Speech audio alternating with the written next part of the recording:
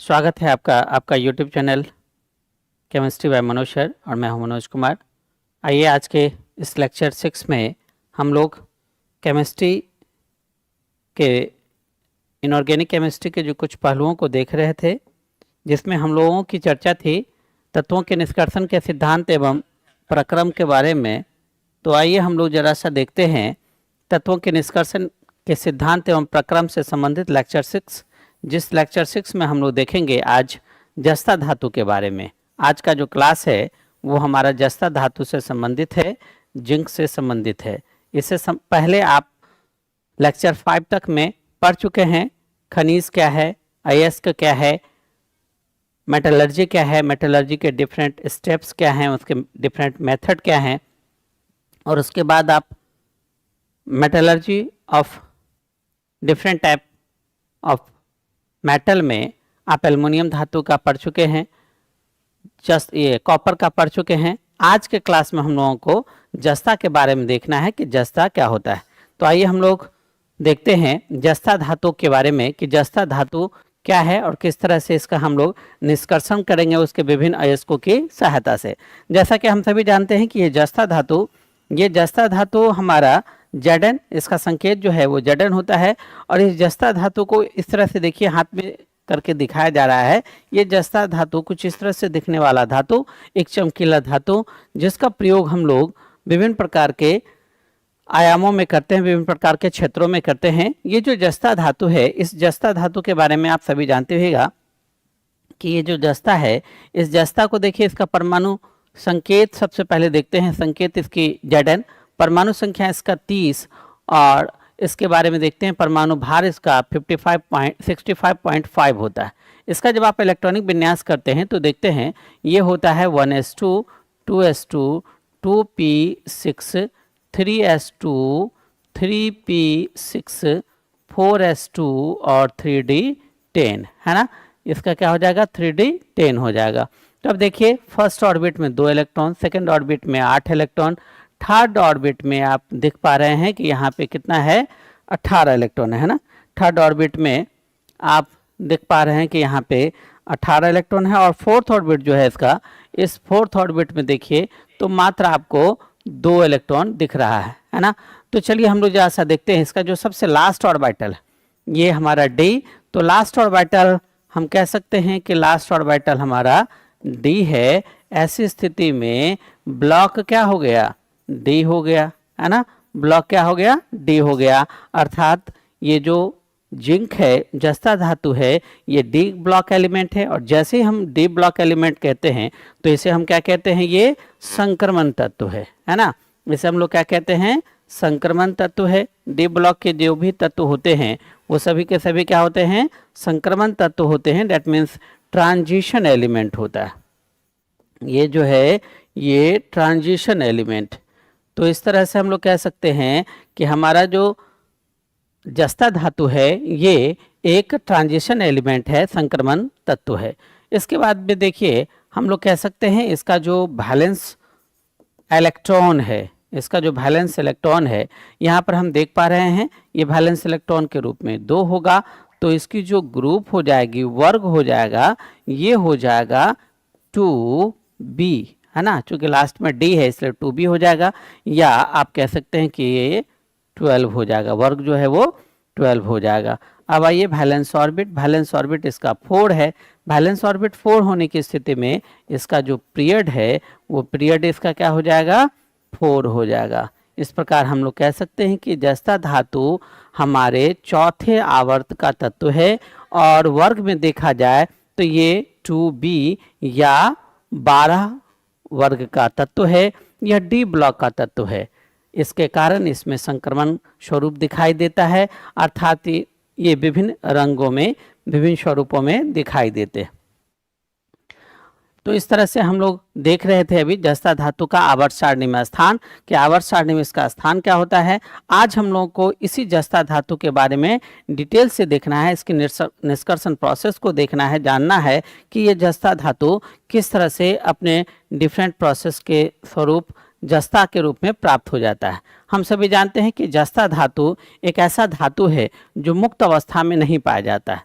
जस्ता धातु क्या है? एक ऐसा धातु है जो मुक्त अवस्था में नहीं पाया जाता। मुक्त अवस्था में नहीं पाया जाना अर्थात हम कह सकते हैं कि इस पर वायुमंडलीय जलवाष्प का, ऑक्सीजन का, कार्बन डाइऑक्साइड का, इन सभी का कोई प्रभाव नहीं पड़ता है। ये थोड़े से एक्टिव फॉर्म में नहीं होकर ये अन्य तत्वों से मिलकर जब संयुक्त हो जाते हैं तब इसकी क्रियाशीलता थोड़ी बढ़ जाती है। तो जस्ता धातु जो है वो प्रकृति में मुक्त अवस्था में नहीं पाया जाता है, यह संयुक्त अवस्था में पाया जाता है ना।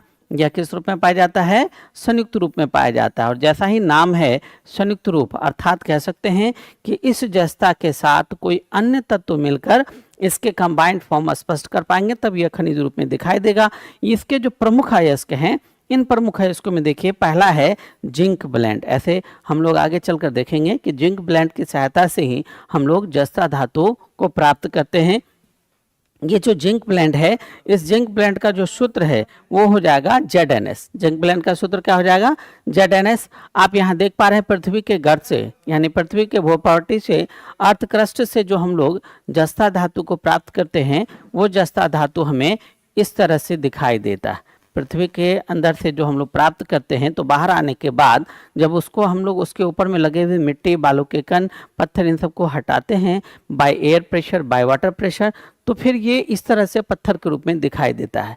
इसी को हम लोग फिर ले जाएंगे और क्रशर की सहायता से छोटे छोटे टुकड़ों में ढालेंगे, फिर इसको पिसाई करवाएंगे और तब जाकर विभिन्न प्रोसेस से होकर गुजरते हुए जस्ता धातु प्राप्त कर पाएंगे। इसका दूसरा है कैलेमाइन। कैलेमाइन एक कार्बोनेट अयस्क है, ZnCO3। कैलेमाइन क्या है? एक कार्बोनेट अयस्क है जिसका सूत्र क्या होता है? ZnCO3। यहाँ देखिए आप इस तरह के स्ट्रक्चर के रूप में ये कैलेमाइन पाया जाता है। इस तरह से यह एक चमकीले रूप में हमारा कैलेमाइन दिखाई देता है। पृथ्वी के अंदर से जब इसको प्राप्त करते हैं, अर्थ क्रस्ट से जब प्राप्त करते हैं तो इस पर बहुत सारे अशुद्धियाँ लगी होती हैं, उनको हटाते हैं तब हम इस रूप में इसको प्राप्त करते हैं। तो इसकी सहायता से भी हम लोग जस्ता धातु प्राप्त कर सकते हैं। तीसरा है हमारा जिंकाइट। जिंकाइट का सूत्र होता है ZnO। ये ZnO जब प्राप्त होता है तो ये अन्य की तुलना में बहुत ही ज़्यादा चमकीला होता है ना। ये अन्य की तुलना में काफ़ी ज़्यादा चमकीला होता है, इससे भी हम लोग जस्ता धातु प्राप्त करते हैं। चौथा है फ्रैंकलिनाइट। इसका सूत्र देखिए, ये है ZnO प्लस Fe2O3, अर्थात इस अयस्क में न सिर्फ Zn है, न सिर्फ ऑक्साइड है, बल्कि इसके साथ लोह धातु भी है। तो ये कंबाइंड फॉर्म में इस तरह से इसकी उपस्थिति है और इसके स्ट्रक्चर देखिए, ये इस तरह से ये आपको दिखाई दे रहा होगा, है ना। तो ये अयस्क के रूप में जब हम पृथ्वी के अर्थ क्रस्ट से प्राप्त करते हैं तो इसकी संरचना हमें इस तरह से दिखाई देती है। अब आइए हम लोग नेक्स्ट देखते हैं दूसरे अयस्क के बारे में। एक है विलेमाइट, एक है विलेमाइट। इस विलेमाइट को देखिए, इसका सूत्र होता है Zn2SiO4।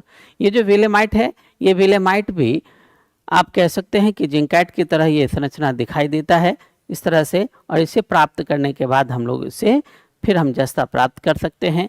आगे है, अगला है हेमीमॉर्फाइट। ये जो हेमीमॉर्फाइट है ये ZnSiO4 plus H2O hydrated form में है।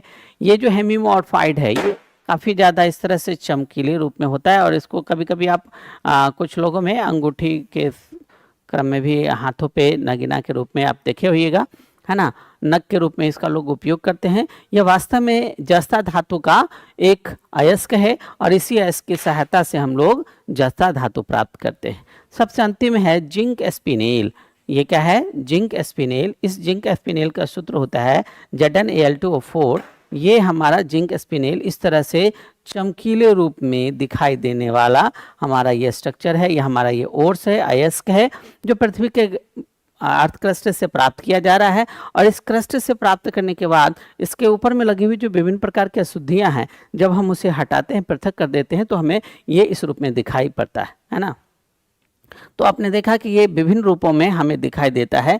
ये आपको इसके जो अयस्क के रूप में जो विभिन्न प्रकार के अयस्क हैं जस्ता धातु के, उन अयस्कों में कई अयस्क आपने देखा। मुख्य रूप से हम कह सकते हैं कि जिंक ब्लेंड ये बहुत ही महत्वपूर्ण है। जिंक ब्लेंड की सहायता से और कैलामाइन की सहायता से हम जस्ता धातु की प्राप्ति करते हैं। इन सबों में जो जस्ता की उपस्थिति होती है वो अपेक्षाकृत कम होती है, इसीलिए हम लोग जनरली क्या करते हैं, जिंक ब्लेंड और कैलामाइन की सहायता से करते हैं। ऐसे हमारे भारत में जिंक ब्लेंड और कैलामाइन की सहायता से किया जाता है। मुख्य रूप से हम कह सकते हैं कि जिंक ब्लेंड की सहायता से करते हैं। इसमें प्रचुर मात्रा में जस्ता धातु की उपस्थिति होती है ना। इसीलिए हम लोग जस्ता धातु का जो निष्कर्षण है इसी दो अयस्कों की सहायता से और मुख्य रूप से जिंक ब्लेंड की सहायता से करते हैं। ऐसे आप पाएंगे कि जस्ता जो होता है वो सर्प जो होता है, स्नेक जो होता है, उस स्नेक के विष में भी, ये जो स्नेक का विष है उस विष में भी 0.1% से 0.6% तक विष में इस जस्ता की उपस्थिति होती है।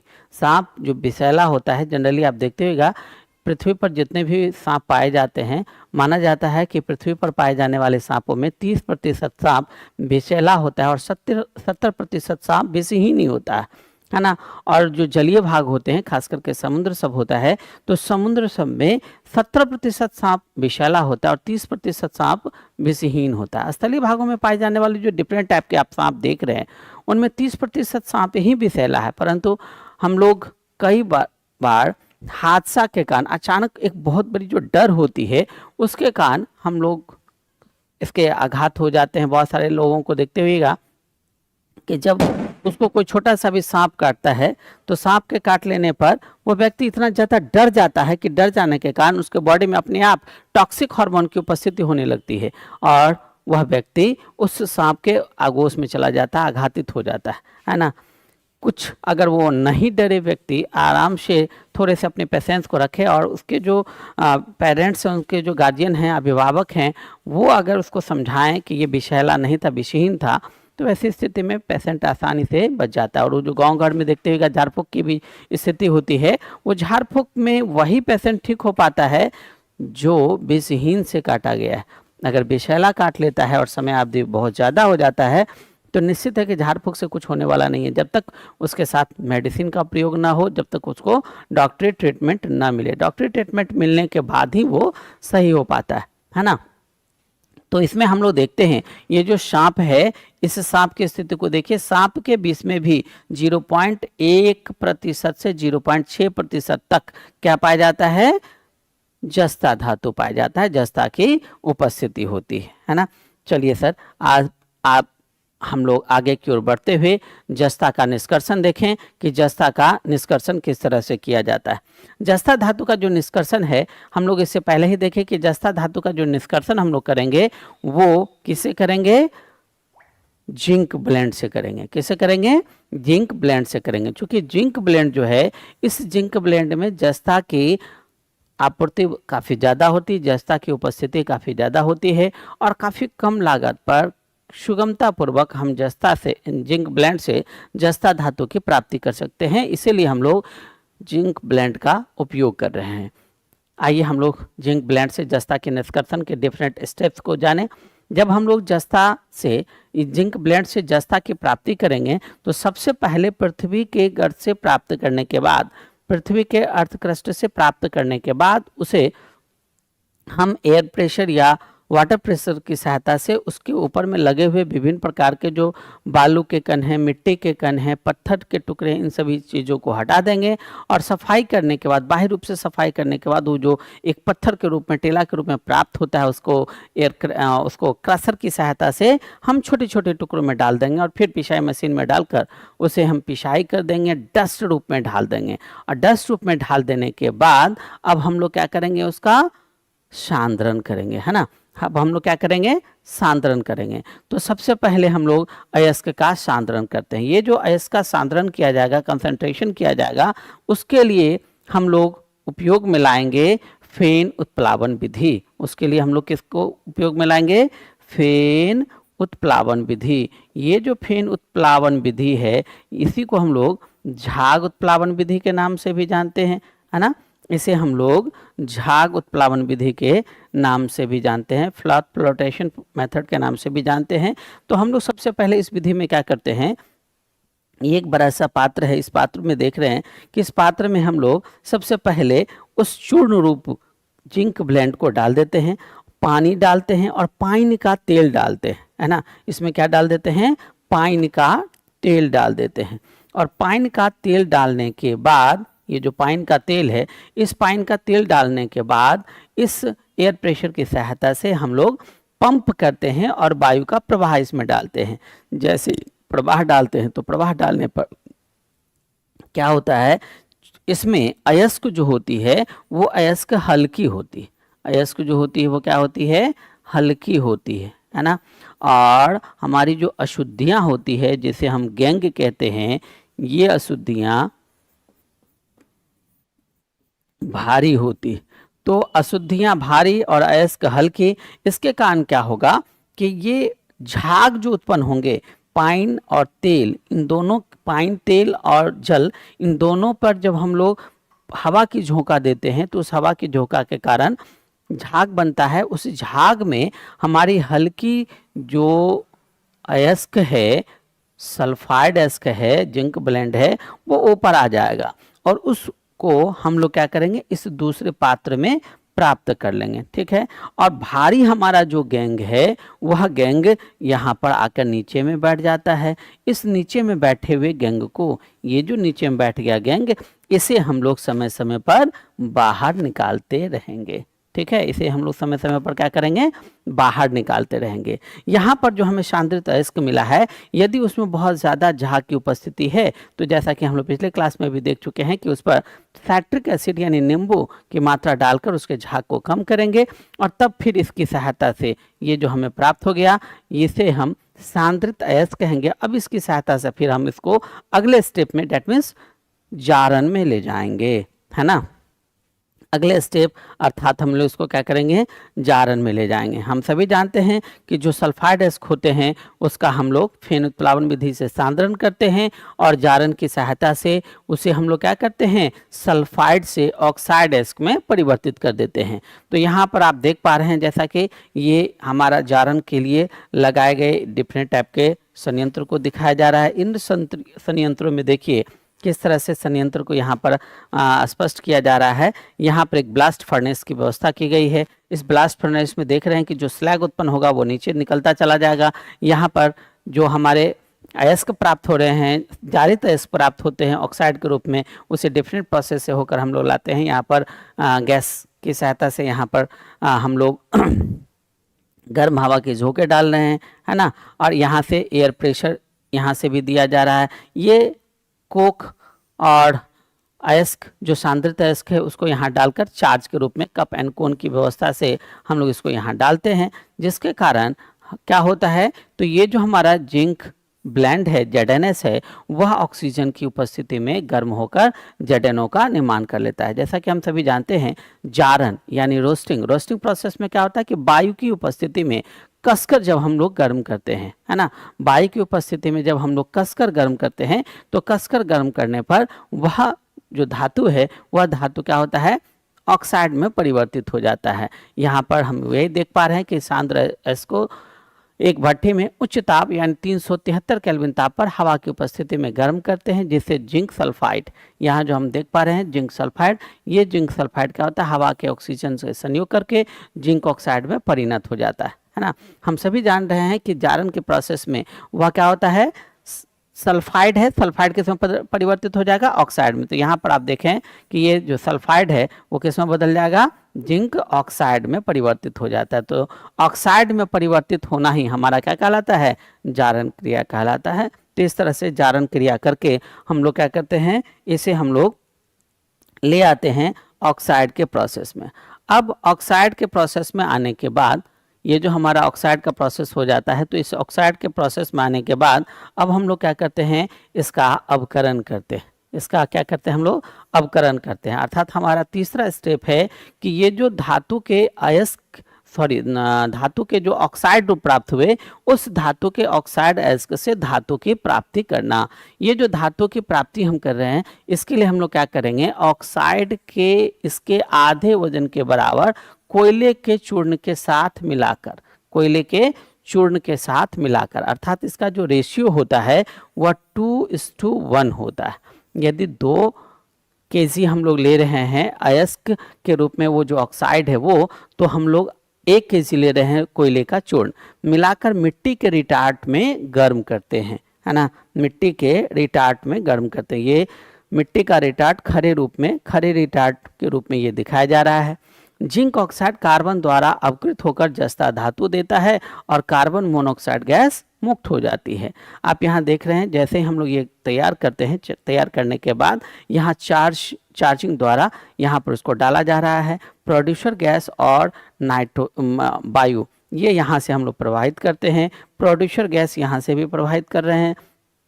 बाहर से ये एक जैकेट लगा दिया जाता है जिसके कारण यहाँ प्रोसेस होती है और प्रोसेस के फलस्वरूप व्यर्थ गैसें जो होती है वो यहाँ से बाहर निकल जाती है। यहाँ पर अब ये जो बन रहा है जिंक धातु वो यहाँ पे वाष्पित रूप में यहाँ आएगा, यहाँ पर संघनित किया जाएगा यानी कोहेशन की क्रिया होगी, ठंडा किया जाएगा और ठंडा के क्रम में ये जो व्यर्थ गैसें होंगी बाहर निकल जाएगी और यहीं पर हमें क्या मिल जाएगा, जस्ता धातु की प्राप्ति हो जाएगी, है ना। यहाँ देखिए ये जो हमारा ZnO है वो कोक के साथ यानी कोयले के चूर्ण के साथ रिएक्शन करेगा और रिएक्शन करने के बाद हमें क्या मिल जाएगा, Zn प्लस कार्बन मोनोऑक्साइड। ये कार्बन मोनोऑक्साइड इनकी सहायता से बाहर रिएक्शन से होता रह जाएगा और ये हमें प्राप्त हो गया जस्ता धातु। इस तरह से हमें क्या मिल गया, जस्ता धातु प्राप्त हो गया। ये जो हमारे साथ ये जो हमें जस्ता धातु प्राप्त हो रहा है, ये जस्ता धातु को हम लोग और भी अच्छे रूप में अवकृत करने के लिए इस तरह से ये व्यवस्था करके हम लोग इसका प्रयोग कर रहे हैं। यहाँ पर उसी फिगर के दूसरे रूप को हम देख पा रहे हैं कि यहाँ चार्ज के रूप में ये जो चार्ज है, इस चार्ज में कुछ और नहीं, जस्ता धातु का जो चूर्ण रूप है यानी ZnO का चूर्ण रूप है वो इसमें मिला होता है, प्लस कार्बन मिले होते हैं, कोक मिला होता है और ये जो दोनों का मिश्रण होगा ये 2:1 होगा। ये दोनों का जो मिश्रण होगा वो क्या होगा, 2:1 होगा। अर्थात अगर हम ले रहे हैं ZnO 100 या 2 ले रहे हैं तो ये क्या लेंगे, 1 लेंगे। इस तरह से मिश्रण तैयार करके हम इस रिटार्ट भट्टे में डालते हैं। यहाँ पर डालने पर देखिए जारित अयस्क इसकी सहायता से यहाँ डाला जा रहा है, जो जारित अयस्क है और कोक है। यहाँ से हम वायु प्रवाहित कर रहे हैं, यहाँ से प्रोड्यूसर गैस दे रहे हैं, जिसके कारण यहाँ पर क्या होगा, प्रक्रियाएं होंगी और यहाँ पे अवकरण प्रोसेस होने के फलस्वरूप यहाँ से अवशेष बाहर निकल रहा है, यहाँ से व्यर्थ गैसें बाहर निकल रही है और इस प्रक्रिया से वह वाष्पित होकर यहाँ आएगा। चूँकि वह वाष्पित क्रिया के रूप में है इसीलिए यहाँ पर इसको हम लोग संघनन करेंगे, है ना। यहाँ पर ऊपर से इसको हम लोग बर्फ की सहायता से इसको कोहेट करेंगे, अर्थात कोहेशन की क्रिया करेंगे, संघनन की क्रिया करेंगे, जिससे वो ठंडा होगा, सॉलिड रूप में बदलेगा। इसमें जो कुछ मिली हुई गैसें हैं, व्यर्थ गैसें हैं, वो बाहर निकलती चली जाएगी। खास करके इसमें जो हम कार्बन मोनोऑक्साइड को देख रहे हैं, ये कार्बन मोनोऑक्साइड हमारा बाहर निकलता चला जाएगा, है ना। यहाँ पर होता क्या है, ये जो ZnO है, ये ZnO इस कोक के साथ रिएक्शन करता है और रिएक्शन करके ये बना लेगा Zn प्लस CO। तो ये वाष्पशील रूप में बाहर निकलता हुआ चला जाएगा और यहाँ हमें Zn की प्राप्ति हो जाएगी। वास्तव में ये जो Zn प्राप्त हो रहा है वो स्प्लिटर कहलाता है। क्या कहलाता है, स्प्लिटर कहलाता है। और इस स्प्लिटर अर्थात यहाँ पर ये जो जस्ता हमें प्राप्त हो रहा है, यह जस्ता एक अशुद्ध रूप में है। यह किस रूप में है, अशुद्ध रूप में है, इसमें कुछ अशुद्धियाँ मिली हुई है। अब हम लोग चलेंगे रिफाइनिंग प्रोसेस में, रिफाइनिंग करेंगे ताकि उसकी सहायता से इसका क्या हो जाए, शुद्धिकरण हो जाए। तो हम लोग अब आते हैं 4th स्टेप में। 4th स्टेप को देखिए, जस्ता का शुद्धिकरण। हम लोग आते हैं जस्ता के शुद्धिकरण में कि क्या प्राप्त हो रहा है, कैसे प्राप्त हो रहा है। ये जो अभी अभी आपने देखा, ये जो अशुद्ध अयस्क के रूप में, अशुद्ध मेटल के रूप में, अशुद्ध धातु के रूप में हमें जस्ता प्राप्त हुआ, उस स्प्लिटर में वो जो अशुद्ध, यहाँ पे ये ध्यान रखेंगे कि अशुद्ध, ये जो हमारा अशुद्ध Zn है वो क्या कहलाएगा, स्प्लिटर कहलाएगा, है ना। ये क्या कहलाएगा, स्प्लिटर कहलाएगा। तो ये जो स्प्लिटर प्राप्त हुआ अशुद्ध रूप में, इसमें Pb मिली होती है, देखिए गौर से इसको, इसमें पीबी मिली होती है, इसमें लोह धातु मिला होता है, इसमें कैडमियम मिला होता है, इसमें आर्सेनिक मिला होता है और इसमें एंटीमनी मिली होती है। ये अशुद्धि के रूप में मिली होती है जो बहुत ही कम मात्रा में होती है। इन अशुद्धियों को जब तक हम पृथक नहीं करते हैं तब तक हम जस्ता को पूर्ण शुद्ध रूप में प्राप्त नहीं कर सकते हैं और उस जस्ता का विभिन्न रूपों में प्रयोग नहीं कर पाते हैं। तो अब हम लोग क्या करते हैं, इसे हम लोग इन सभी धातुओं को पृथक करने के लिए हम लोग क्या करते हैं, तो अब उसका रिफाइनिंग करते हैं, यानी रिफाइनिंग ऑफ जिंक करना शुरू करते हैं। रिफाइनिंग ऑफ जिंक में सबसे पहला है आंशिक स्रवण विधि।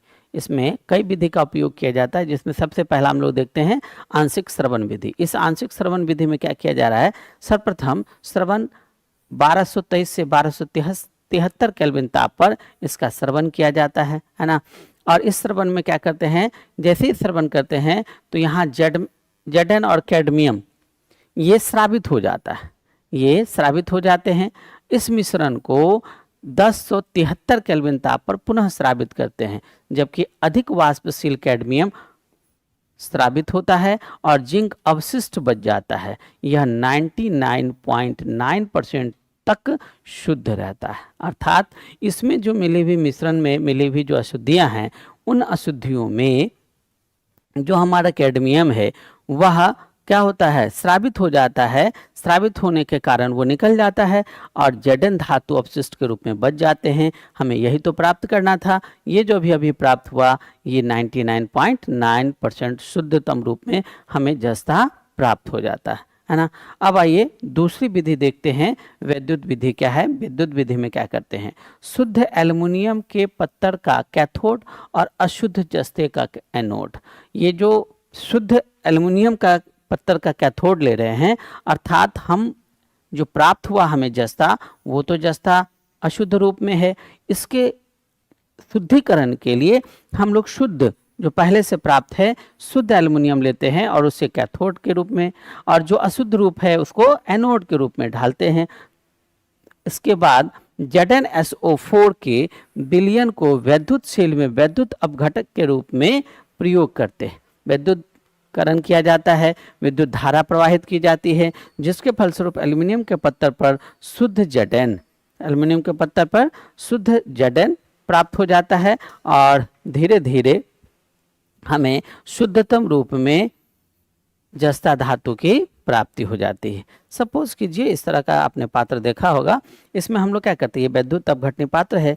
यहाँ पर हम लोग एक ये ले रहे हैं और एक ये ले रहे हैं, है ना। यहाँ पे शुद्ध एल्युमिनियम का मान लेते हैं कि ये एल्युमिनियम के रूप में है, तो ये इसको हम लोग कैथोड मान लेते हैं। ये क्या हो जाएगा, कैथोड के रूप में। और एक जो दूसरा ले रहे हैं इसको हम लोग क्या मान लेते हैं, एनोड के रूप में। ये जो एनोड ले रहे हैं वो अशुद्ध रूप में, ये जो एनोड है ये अशुद्ध जस्ता है ना, और ये जो कैथोड है यह शुद्ध एल्युमिनियम है। इन दोनों को व्यवस्थित रूप में करने के बाद यहाँ पर हम लोग विलयन के रूप में ZnSO4 ले लेते हैं, है ना। क्या ले लेते हैं, ZnSO4 ले लेते हैं और विद्युत अपघटनी पात्र में ZnSO4 विलयन डालने के बाद विद्युत धारा सप्लाई करते हैं, इलेक्ट्रोलाइसिस करते हैं, जिस इलेक्ट्रोलाइसिस के फलस्वरूप हमें शुद्धतम रूप में जस्ता धातु प्राप्त हो जाता है। हमें शुद्धतम रूप में जस्ता धातु की प्राप्ति हो जाती है। तो इस प्रकार से हम लोगों ने देखा जस्ता प्राप्त हुआ, अर्थात जिंक ब्लेंड की सहायता से हम लोग जस्ता धातु को प्राप्त कर पाए शुद्धतम रूप में, है ना। आइए उसी का एक डायग्राम देखते हैं। ये जो जस्ता धातु का निष्कर्षण किया गया, इसको इस डायग्राम की सहायता से आसानी से हम अपने ब्रेन पर एक मैप तैयार कर सकते हैं, ताकि हम लोग जस्ता धातु के निष्कर्षण को आसानी से याद रख सकें। सबसे पहले हम लोगों ने क्या किया, जिंक ब्लेंड लिया। जिंक ब्लेंड अर्थात जस्ता का सबसे सुप्रसिद्ध अयस्क लिया। इसको लेने के बाद इसका सांद्रण किया, है ना। इसका सांद्रण हम लोगों ने किससे किया, फेन उत्प्लावन विधि से या झाग उत्प्लावन विधि से।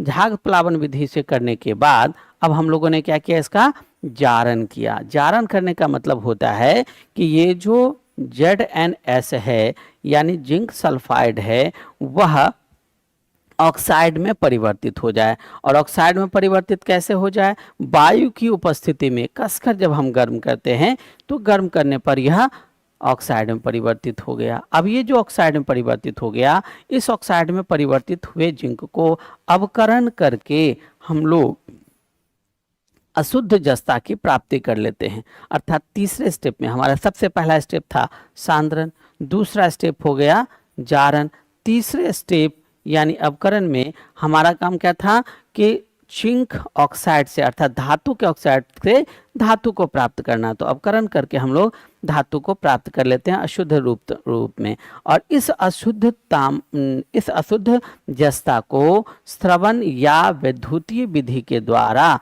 इसका रिफाइनिंग कर लिया जाता है, जिसके फलस्वरूप हमें शुद्धतम रूप में जस्ता प्राप्त हो जाते हैं। इसकी भी शुद्धता 99.99% होता है, अर्थात इसमें भी कुछ अशुद्धियाँ मिली होती है, लेकिन इतने उपस्थिति को यानी 0.1% को नहीं मानते हैं। उसमें कुछ अशुद्धियाँ रहती है ताकि उसकी उपयोगिता अच्छे ढंग से हो सके। तो इस प्रकार से हमें जस्ता धातु शुद्धतम रूप में प्राप्त हो जाता है। आइए अब हम लोग देखते हैं जस्ता धातु का क्या उपयोग है। ये जो जस्ता धातु प्राप्त हुआ है, इसके उपयोग के बारे में हम लोगों को देखना है कि आखिर ये जो प्राप्त किए हैं तो इसका कुछ उपयोग है या नहीं। तो हम सभी जानते हैं जस्ता धातु का बहुत सारा उपयोग है। सबसे पहला तो लोहा के जस्तीकरण में किया जाता है। हम सभी जानते हैं कि लोहा एक ऐसा धातु है जिस पर आसानी से जंग लग जाती है ना। तो वो जो जंग लग जाती है, उस जंग से बचने के लिए, जंग न लगे, आर्द्र वायु उस पर प्रभाव अपना न डाले, इसके लिए हम लोग क्या करते हैं तो पेंट का प्रयोग करते हैं। उसी कड़ी में हम लोग जस्तीकरण भी करते हैं, यानी उसके ऊपर में जिंक का लेप से बना हुआ हम लोग एक लेप तैयार करते हैं। उसको लोहे को ऊपर से क्या करते हैं लेप लगा देते हैं, जस्ता का लेप लगा देते हैं। लेप लगा देने के फलस्वरूप लोहे के सतह पर जस्ता की एक पतली परत जम जाती है, जिस प्रक्रिया को हम लोग जस्तीकरण कहते हैं। जिस क्रिया को हम लोग क्या कहते हैं जस्तीकरण कहते हैं, गैल्वेनाइजेशन कहते हैं। ये कभी कभी एग्जाम में खूब पूछता है कि गैल्वेनाइजेशन क्या होता है। तो ये गैल्वेनाइजेशन एक ऐसा प्रोसेस है जिसमें लोहे के ऊपर में जस्ता का लेप चढ़ा दिया जाता है ताकि आर्द्र वायु उस लोहे पर अपना प्रभाव न डाल सके और लोहे में जंग न लगे।